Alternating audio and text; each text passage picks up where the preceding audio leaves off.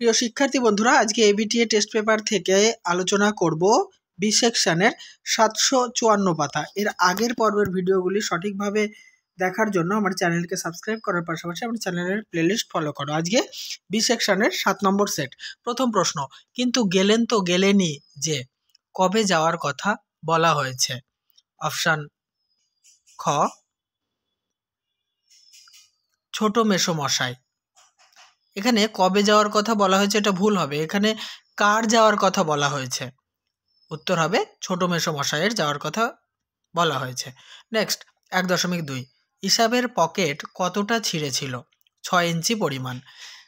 1.3, তারপর নামিল বৃষ্টি, বৃষ্টির প্রকৃতি ছিল? অপশান ঘ, মুষলধারায় বৃষ্টি। 1.7, আমরাও তবে এইভাবে এই মুহূর্তে ... দিয়ে নাকি? শূন্যস্থানে হবে অপশান খ, মরে যাব নাকি। 1.5, নিভৃত অবকাশে স্রষ্টা কি সংগ্রহ করছিলেন? উত্তর হবে দুর্গমের রহস্য। নেক্সট 1.6, কৃপা করো ড্যাশ, পদ্মা কার কৃপা প্রার্থনা করেছেন? উত্তর হবে ঘ অপশানটি, নিরঞ্জনের। 1.7, কালীর অক্ষর নাইকো পেটে চণ্ডী পড়েন কোথায়?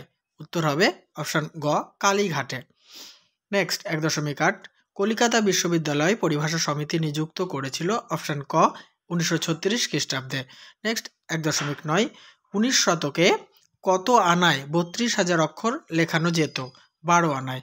1.10, বর্ধমান যাচ্ছি চিহ্নিত পদটি হল অধিকরণ কারক। 1.11, রাম শ্যামকে তবলা শেখাচ্ছে, শ্যামকে হলো প্রযোজ্য কর্তা। খ অপশানটি সঠিক। নেক্সট দেখো 1.12, রাজনীতি সমস্ত পদটির নাম, এটা হচ্ছে মধ্যপদলোপী কর্মধারয় সমাস। নেক্সট 1.13, উপনগরী সমাসটি গড়ে উঠেছে সামীপ্য অর্থে। পরের প্রশ্ন 1.14, আজকের দিনটা বেশ কাটলো, এটা হচ্ছে অপশান ক, সরল বাক্য। 1.15, মহাশয়ের কি করা হয়, এটি কোন বাচ্যের দৃষ্টান্ত? এটি হচ্ছে ভাববাচ্যের দৃষ্টান্ত। গ অপশানটি সঠিক। 1.16, কর্মবাচ্যের কর্তাকে বলে? অপশান খ, অনুক্ত কর্তা। শেষ প্রশ্ন 1.17, ভাসি বাজে, এটি যে বাচ্য, এটি কর্মকর্তৃ বাচ্য। এসএকিউ টাইপ প্রশ্নোত্তরগুলি আমি বলছি, তোমরা দেখতে থাকো। 2.1.1, এমন সময় ঘটলো সেই ঘটনা, এখানে কোন ঘটনা ঘটার কথা বলা হয়েছে? জ্ঞানচক্ষু গল্পে তপনের ছোট মাসি আর ছোট মেসো এক সংজ্ঞার সন্ধ্যাতারা পত্রিকা হাতে নিয়ে তপনদের বাড়িতে এসেছিলেন, যে পত্রিকায় তপনের প্রথম গল্পটি ছাপা হয়েছিল। এখানে এই ঘটনার কথাই বলা হয়েছে। পরের প্রশ্ন, বরং একটু তারিফই করলেন, কে কিসের তারিফ করেছিলেন?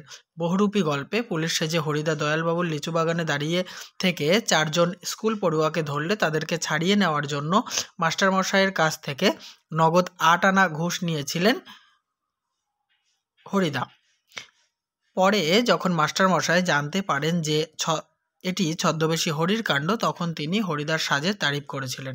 নেক্সট প্রশ্ন 2.1.3, বুড়ো মানুষের কথাটা শুনো, বুড়ো মানুষ কোন কথা বলেছিলেন? উত্তর, পথের দাবি গল্পে বুড়ো মানুষ অর্থাৎ পুলিশ অফিসার নিমাইবাবু গিরিশ মহাপাত্রকে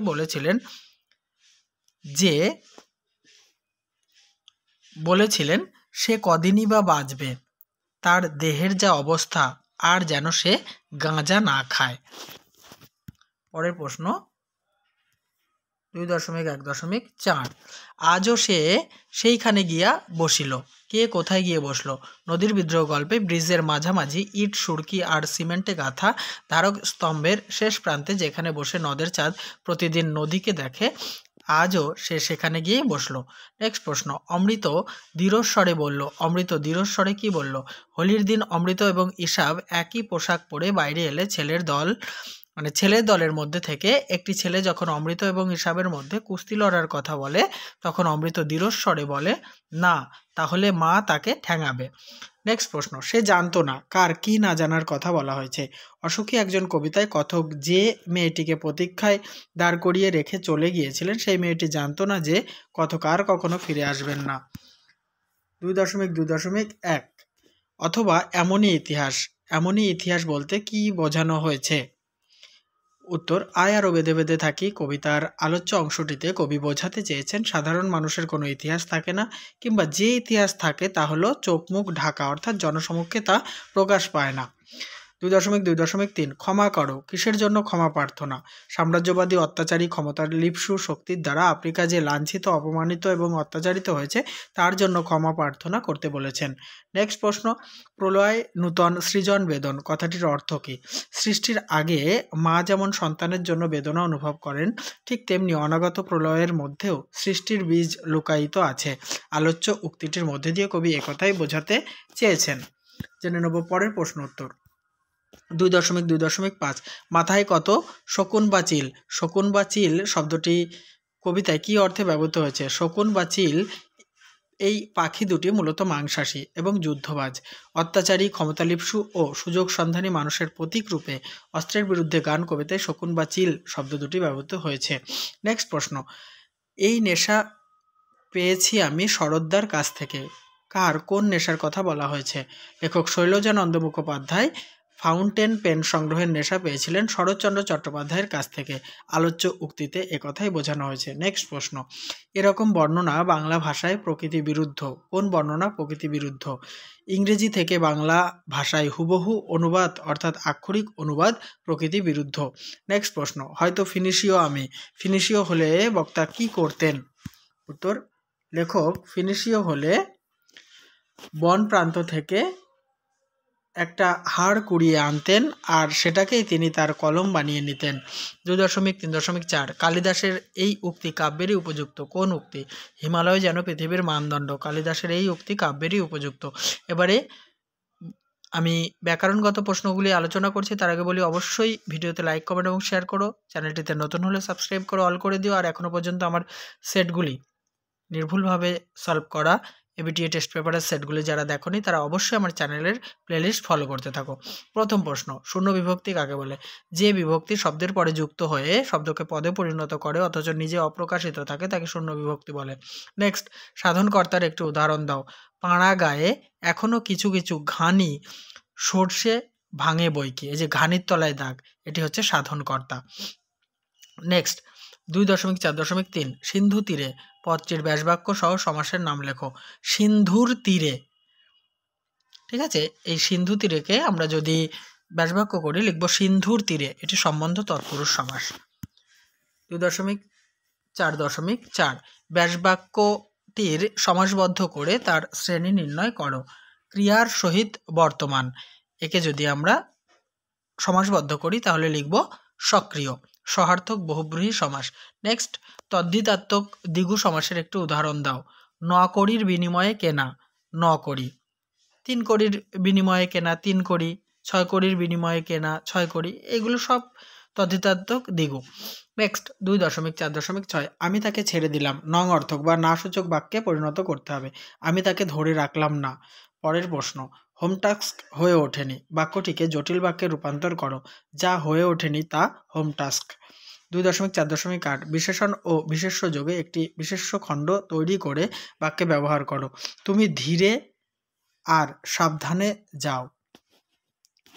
পরের প্রশ্ন 2.4.9 ওয়ার্ডস পত্র দেখিল ভাব বাচ্যে পরিণত করো। ওয়ার্ডসের পত্র দেখা হলো। এবারে লুপ্ত কর্মে ভাব বাচ্যের একটি উদাহরণ, এত বলা যায় না। এটা হচ্ছে লুপ্ত কর্মের ভাব বাচ্যের উদাহরণ। এবার 9 দাগে যে চলিত বাংলায় অনুবাদ করতে বলা হয়েছে আমি এক লাইন করে বলছি, তোমরা মেলাতে থাকো। দেখো প্রথম line, the world is looking glass, পৃথিবীটা অনেকটা আয়নার মতো। Next line, it smile if you frown it frowns back, যদি তুমি হাসো তবে সেও হাসবে, আবার তুমি যদি ভ্রুকুটি করো সেও ভ্রুকুটি ফিরিয়ে দেবে। এটা বিরক্তি লেখা হয়ে গেছে, ওটা লিখলেও ক্ষতি হবে না, তো লিখবে ভ্রুকুটি ফিরিয়ে দেবে।